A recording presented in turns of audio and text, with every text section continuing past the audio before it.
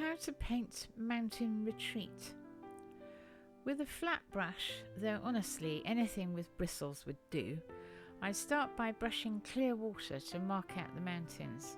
Before it dries, in goes a fairly strong mix of ultramarine blue and Payne's grey.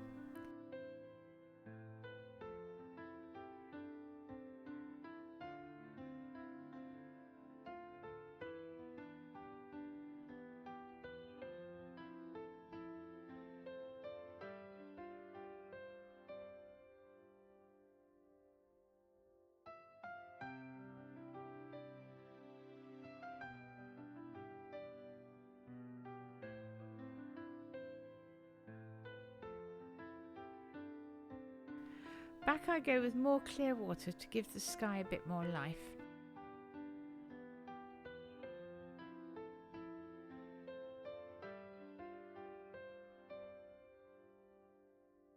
Plus a sweep of Hooker's Green Dark.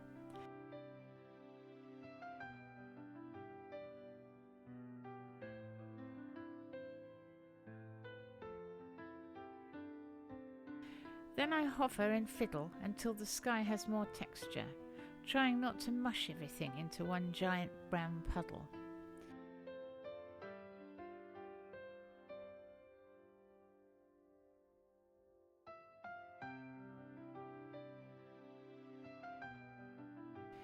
Time for coarse salt. I sprinkle it over the sky, then immediately panic that it's not dark enough to give a good salt bloom. So I blodge on extra colour. Naturally, that leaves far too much liquid for a dramatic salt effect. A lesson for future me. It will still look nice, just not the full-on drama it could have been.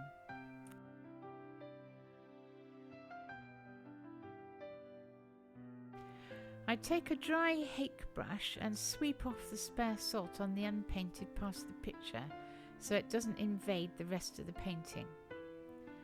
For the ground, I paint wet into wet, using the same colours as the sky, leaving a pale path down the middle for a slice of light.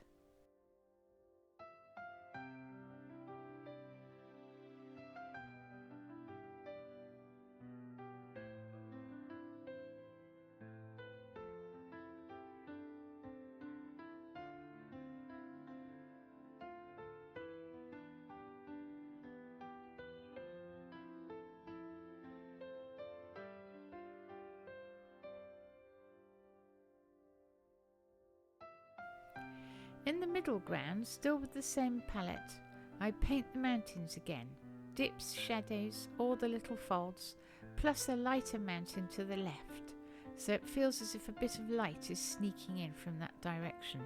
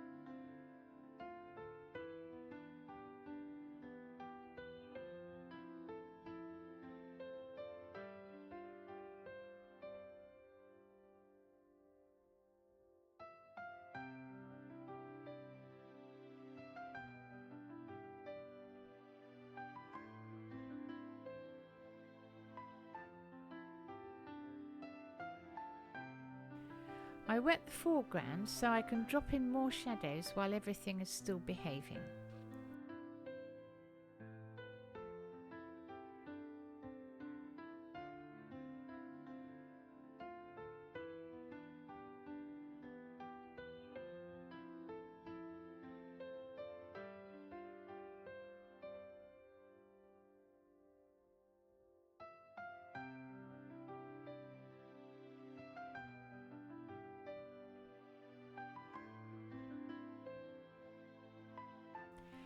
Next, with a small brush and some kitchen towel, I lift out the roof of a cabin, 3 windows along one side, 1 at the end, for an instant mountain retreat.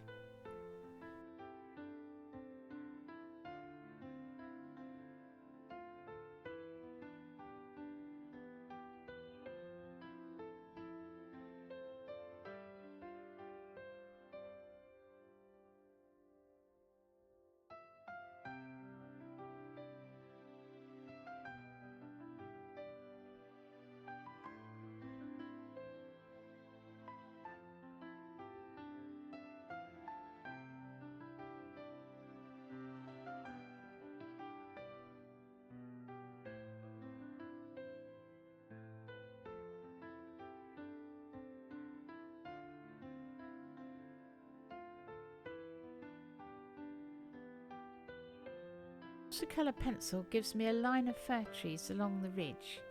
They anchor the cabin and make it look less like it wandered in by accident.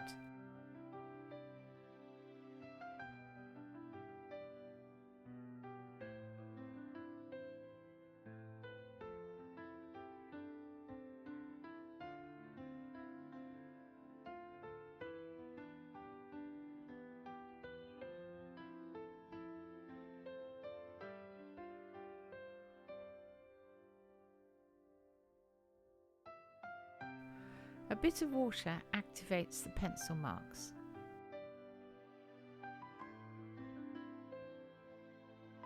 With the brightest green pencil, I add the larger fir trees on the left and bring a little of the activating green paint colour to the right-hand trees so they don't feel left out.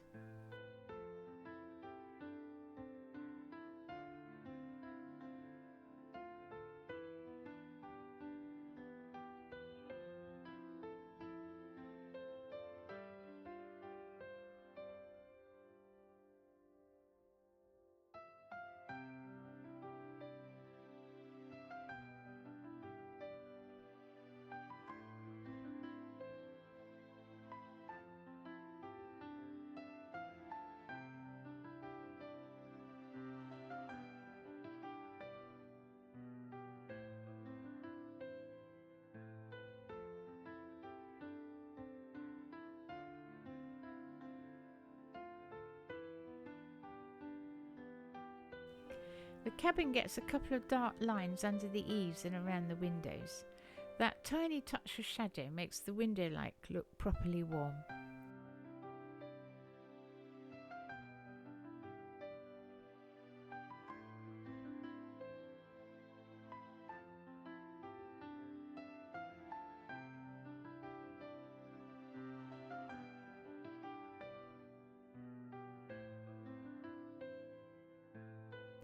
Stepping back, I can see the left foreground needs more heft, so I splodge in some blue-grey and blend it around until it settles.